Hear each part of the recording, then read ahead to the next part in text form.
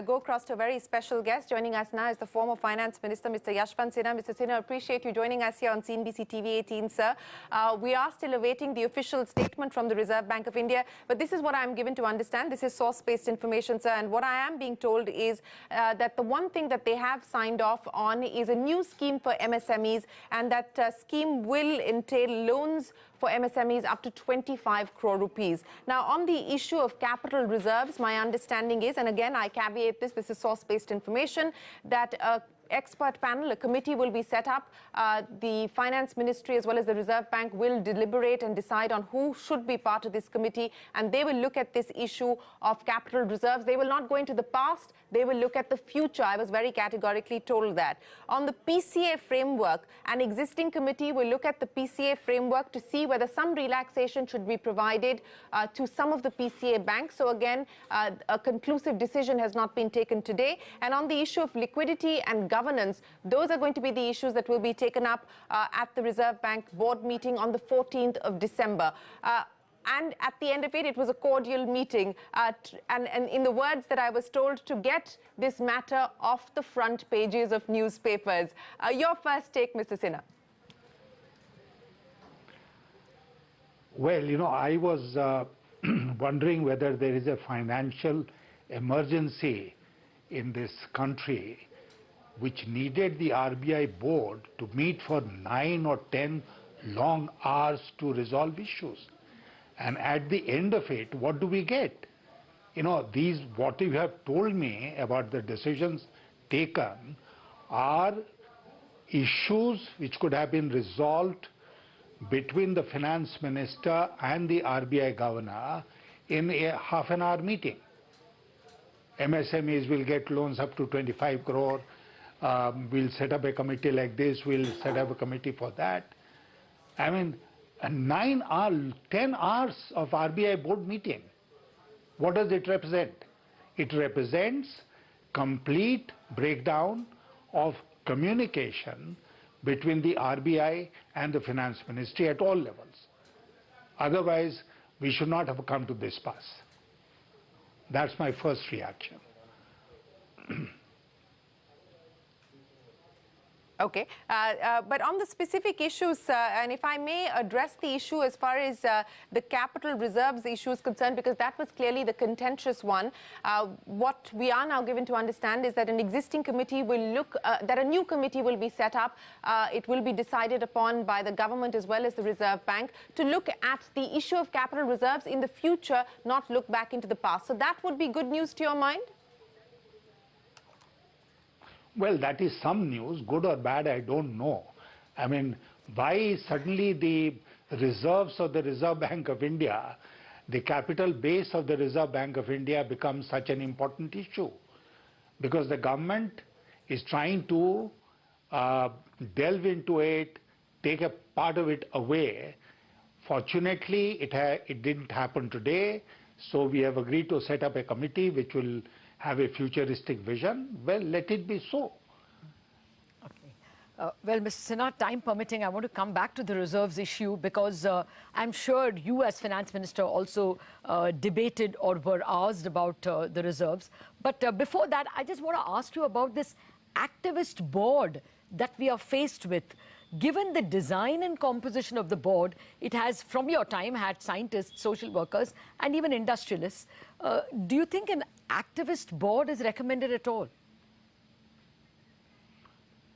Look, the functions of the board and the functions of the RBI governor are quite clearly defined in the RBI board. And we have to remain within the four corners of the law. An activist board might look like a good proposition to many people, but the board is essentially advisory in nature. And therefore, for the government to induct into the board people who will carry forward its agenda is not a good news for the Central Bank of India. And that's why the board has suddenly become active. I don't know when the information comes out, then we'll know how much time of this 9-10 hours was consumed by 1 or 2 members of the board asking questions or holding forth. So on the specific issue that has been cleared, which is this new scheme that is likely to be announced for MSMEs for loans up to 25 crore rupees. And, as Mr. Drabu, the former finance minister of J&K, who's also with us a short while ago, suggested that, this has been a sector that's always been, in a sense, been constrained for capital. Do you believe that this is going to alleviate some of the pain that has been caused on account of demonetization followed up by GST? Do you believe that this could be what the doctor ordered today? Well, you and I are not responsible either for demonetization or for the GST. I mean, those people who did it and caused all that misery, avoidable misery, to the MSME sector have no right to come back and be so virtuous about it. But the point I'd like to make is, tend to agree with Mr. Drabu, but it should not turn into a loan mela. The scheme which the Prime Minister announced a few days ago, that we'll agree the loans will be sanctioned within 60 minutes, was nothing more than a loan mela. Now, we should not impose a loan mela on our banks. They have every right to be prudential about it, and that is how it should be. For the government to weigh heavily on the banks and say, you lend, whether the lending is fully justified or not, is not a good policy. That judgment must be left to the banks. Okay. Oh, well, that's well-placed caution, Mr. Sinha, and one hopes that will be done. The other point on which the government and the RBI didn't see eye to eye is the controls that the Reserve Bank had placed on weak banks, what they called prompt and corrective action. The filters that qualified a bank into that category were if capital fell below a level, if net NPA, unprovided NPA, went above 6%, and if they were loss-making for 2 years. Would you want any of these relaxed? Was it good policy to not allow these banks to lend below A-grade companies? I have been listening to the various channels, including yours, about these PCA norms and about Basel norms. And one thing which I noticed was missing in that discussion was that don't forget that we have almost 10 lakh crore worth of NPAs in our banks. That is a very special Indian situation. Yes. And therefore, in this very special Indian situation, the RBI should be considered to be well within its rights if they are cautioning the banks or disciplining the banks about how they should lend and to whom they should lend.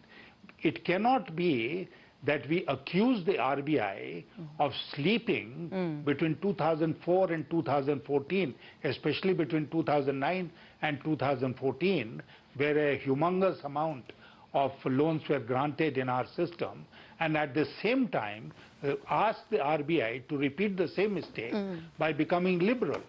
I mean, we are facing an emergency-like situation in our banking sector, especially the public sector banks. And I think caution is the need of the hour if we do not want the integrity of the financial system to completely collapse. And who will protect the integrity of the financial system? Whose responsibility is it in our system? It is the responsibility of the RBI. They cannot depend on the government to show that kind of maturity or restraint. So therefore, in our system of checks and balances, this responsibility is cast on the RBI, and the RBI must be allowed to perform that task. Okay. Well, Mr. Sinha, just one more question on this committee that is going to be appointed to look into the surplus and capital of the Reserve Bank. I'm sure that discussion happened in your time as well. Now, of the 10 lakh crore of capital that the Reserve Bank has, or reserves that it has, 7.5 lakh crore revaluation reserves and 2.5 lakh crore are retained earnings retained over the past 20 years. What do you think should be a best course to follow? Should we really be touching revaluation reserves? Some people don't want that to don't want that to be done because that could vanish if our reserves fell. RBI is a big organization. It has many economists, many practitioners of the art on its roles. They are very qualified people, but be that as it may, if a committee has been set up, so be it. I only hope that the committee will discharge its responsibilities with the same seriousness as the Malegaon committee did, and that the committee will consist of people whose integrity is unquestioned and they will not toe the political line. Well, Mr. Sinha, I would imagine that this is going to be a matter that will probably see a lot more conversation and a lot more discussion and debate. The next board meeting of the Reserve Bank is on the 14th of December, and that's when we are given to understand that some issues related to governance and liquidity may be taken up as well. So we will seek your time again, sir. But for this evening, appreciate you joining us here on CNBC TV 18. But just a moment, Finance Shireen, Minister Yashwant Sinha. Just a moment. Yes, sir. Please go ahead. Shireen, yeah, I just want to make one last point, and that is that, the reputation and the standing of the RBI in our system should not be allowed to suffer. And whereas we might breathe a sigh of relief that contentious issues have been resolved, I hope in future the government and the board and some members of the board will be careful not to damage the reputation of the RBI, not only in India, but in the entire circle of central banks of the world. Thank you very much, Mr. Sinha. Always a pleasure, sir. Appreciate you joining us here. The former